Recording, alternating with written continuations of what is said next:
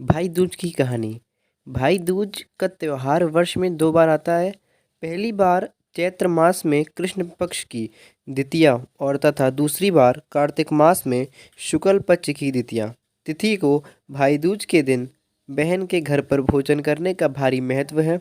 ऐसी मान्यता है कि बहन से तिलक कराने तथा उसके यहाँ भोजन करने से भाई को दीर्घायु प्राप्त होती है तथा संकट से उसकी रक्षा होती है। भाई बहन के बीच स्नेह और भी अधिक प्रगाढ़ हो जाता है। भाई दूज के संबंध में एक कथा प्रचलित है जो इस प्रकार है। किसी गांव में एक वृद्धा रहती थी। उसकी 2 संतानें थीं, एक पुत्र तथा दूसरी पुत्री। भाई अपनी बहन को बहुत स्नेह करता था। रक्षा बहन तथा भाई दूज के दिन वह अपनी लाडली बहन से टीका तिलक कराया तथा रक्षा सूत्र बंधवाना नहीं भूलता था।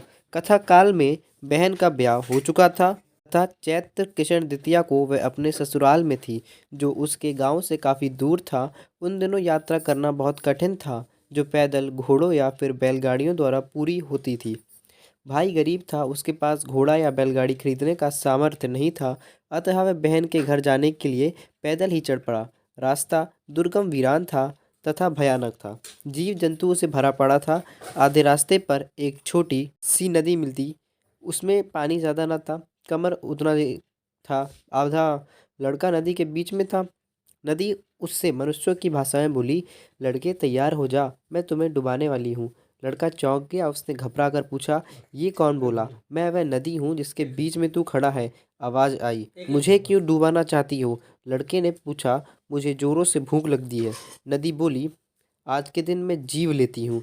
लड़का बोला, नदी बहन, आज भाई दूज है, इसलिए मैं टीका तिलक लगवाने अपनी बहन के घर जा रहा हूँ। तुम अभी मुझे जाने दो, जब मैं लौटूं तब मुझे डुबोकर खा लेना। नदी बोली, सच कह रहे हो ना? लड़का, हाँ नदी, ठीक है, फिर जाओ। लड़का नदी पार करके आगे बढ़ा। अभी वह थोड़ी ही दूर गया था कि एक बहुत बड़ा नाग उसके सामने आ गया और फन काढ़कर जीभ ललचाने लगा। वह बहुत गुस्से में था। लड़के ने उसे हाथ जोड़कर प्रणाम किया। नाग बोला, कोई फायदा नहीं, सभी मनुष्य एक जैसे ही हो, नागों के शत्रु। लड़के, अब मरने के तैयार हो जा, मैं तुम्हें डसने वाला हूँ। लड़का बोला, नाग भाई, अभी मुझे मत डसो, आज भाई दूज है, मैं अपनी बहन के घर तिलक टीका लगाने के लिए जा रहा हूँ। मेरी बहन प्रतीक्षा कर रही होगी, इसलिए अभी मुझे जाने दो, लौटते समय मुझे डस लेना। नाग ने पूछा, छोड़ दूं तो भाग तो नहीं जाओगे? बिल्कुल नहीं भागूंगा भाई। लड़का बोला, मुझे धर्म की सौगंध, मैं इसी रास्ते से लौटूंगा। ठीक है, फिर जाओ, नाग ने कहा और रास्ता छोड़ दिया।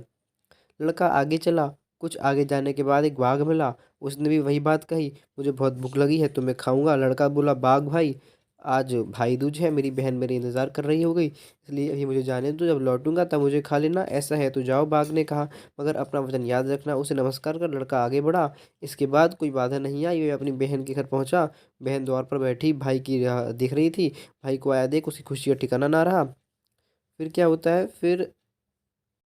फिर बहन जो होती है सबसे पहले भाई का हाथ पैर धुलवाती है, फिर मंगल चौक बना उस लड़की पर, उस लकड़ी पर पाटा रख देती है। पाटे पर भाई को बैठाकर चावल, रोली तथा दही से तिलक करती है। आरती उतारती है। इसके बाद खीर, पूरियाँ, मालपुए तथा मिठाइयाँ परोसी और भाई को नदी, नाग तथा बाघ को दिए। अपने वचनों की चिंता थी, इसलिए वह थोड़ा सा खाकर उठ गया और वापस लौटने को तैयार हुआ। भाई की दशा बहन से छिपी ना रही। उसने पूछा, भाई तुम इतने उदास क्यों हो? मुझे बताओ, कदाचित मैं तुम्हारी कुछ सहायता कर सकूं। भाई ने बहन को रास्ते का सारा हाल सुना दिया। बहन बोली, भाई तुम चिंता मत करो, भगवान की दया से सब ठीक होगा, मैं अभी तुम्हारे साथ चलती हूँ। भाई के बहुत मना करने पर भी बहन नहीं मानी। उसने रास्ते के लिए बहुत कुछ सामान ले लिया और भाई साथ चल दी। भाग उसी ठिकाने पर बैठा मिला। बहन ने थैले में से मांस निकाला और बाघ को देते हुए बोली, बाघ भैया, आज भैया दूज है, लो तुम अपनी बहन के हाथ से भोजन करो। बाघ ने खुशी खुशी मांस खाया। बहन को देख एक बार धीरे से गुर्राया, मानो आशीर्वाद दे रहा हो। फिर वह जंगल से चला गया। आगे उनकी मुलाकात नागराज से हुई। बहन ने कटोरा दूध के सामने रखा और बोली, नाग भैया, आज भाई दूज है, लो तुम भी अपनी बहन के साथ उसके हाथों से दूध पी लो। नाग फुफकारना छोड़ा और दूध पीने लगा। दूध पीने के बाद उसने एक बार बहन को देखा, फिर ससराता हुआ झाड़ियों के बीच जा घुसा। बाद में नदी के पास पहुंचे। बहन नदी के लिए लाल चुनरी लाई थी। नदी को चुनरी उड़ाकर वह बोली, नदी बहन, भाई दूज के उपलक्ष्य में भाई की ओर से तुम्हारा नेक सम्मान और भेंट है, इसे स्वीकार करो और प्यारे भाई को दीर्घायु होने का आशीर्वाद दो। नदी उपहार पाकर प्रसन्न और शांत हो गई।